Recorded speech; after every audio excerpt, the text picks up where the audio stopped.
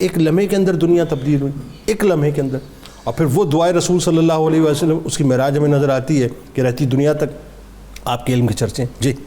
بسم اللہ الرحمن الرحیم، اللہم صلی علی محمد وعلی آل محمد وبارک وسلم۔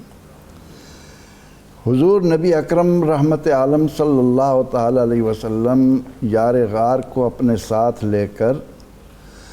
خود اسے اپنی جھلک دکھانے گئے تھے۔ بھئی سبحان اللہ، کیا نکتہ ہے، کیا اچھی بات ہے۔ جو ہی حضرت عبداللہ بن مسعود رضی اللہ عنہ قبیلہ بنو حذیل کا یہ نوجوان ابھی چھوٹی عمر ہے، چھوٹی سی عمر تھی، بالکل بہت چھوٹی عمر، اور اس کی نظریں جب ان مبارک چہروں کو دیکھتی ہیں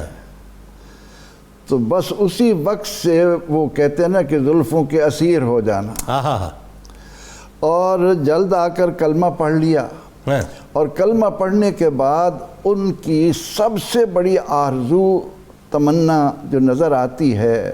وہ نبی اکرم رحمت عالم صلی اللہ تعالی علیہ وسلم کے ساتھ ان کا سایہ بن کر رہنا۔ اللہ اللہ اللہ اللہ۔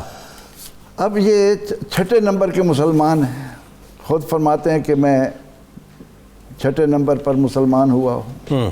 اسلام قبول کرنے کے بعد سیدنا حضرت عبداللہ بن مسعود رضی اللہ عنہ دار ارقم میں ابھی حضور علیہ السلام تشریف نہیں لے گئے،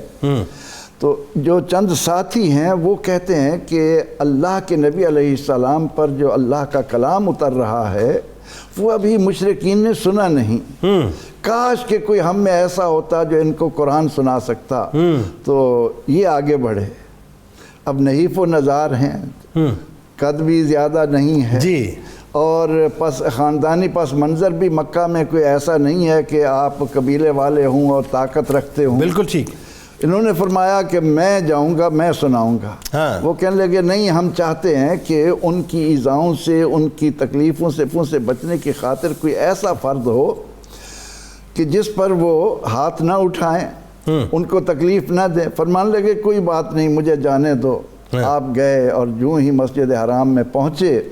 اور دیکھا کہ مقام ابراہیم کے پاس وہ مشرکین مکہ بیٹھے ہوئے ہیں، تو آپ نے وہاں پہنچ کر بسم اللہ الرحمن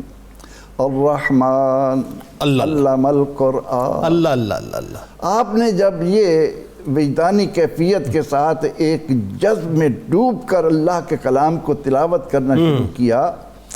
تو مشرکین متوجہ ہوئے۔ انہوں نے کہا کہ ویسے کوئی کلام پڑھ رہا ہوگا، لیکن ان میں سے ایک کہنے لگا کہ یہ تو وہ کلام ہے جو محمد عربی صلی اللہ علیہ وسلم کہہ رہے ہیں کہ مجھ پر اللہ کا کلام نازل۔ اچھا ایک بات یہاں قطع کلام کی معذرت، آپ ذرا ایک نقطہ آ گیا محبت والا، آپ کی گوش گزار آپ کی بارگاہ میں رکھ رہا ہوں میں۔ یہ جب میں واقعہ پڑھ رہا تھا کہ سورہ رحمان کی تلاوت آپ نے فرمائی،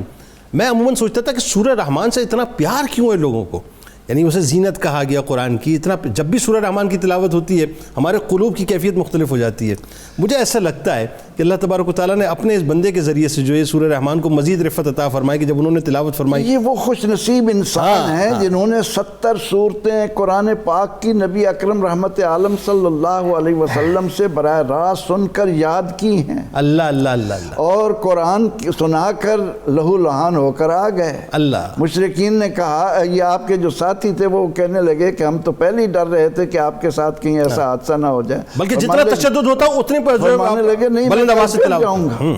تو اسلام کے شیدائی بن کر نبی اکرم رحمت عالم صلی اللہ علیہ وسلم کے دامن رحمت میں اللہ نے ان کو دے دیا، اور پھر حبشہ کی 2 ہجرتیں بھی، پھر مدینہ منورہ کی ہجرت بھی، پھر السابقون الاولون کا اعزاز بھی، پھر بدری صحابہ ہونے کا بھی، اور بدر میں جو آپ کا ایک اعزاز ہمارے سامنے آتا ہے وہ یہ کہ جب معاذ و معوذ نے ابو جہل کو زخمی کر دیا اور حضور علیہ السلام اس انتظار میں ہیں کہ اس مردود کو خاتمے تک پہنچنا چاہیے، تو سیدنا حضرت عبداللہ بن مسعود رضی اللہ تعالی عنہ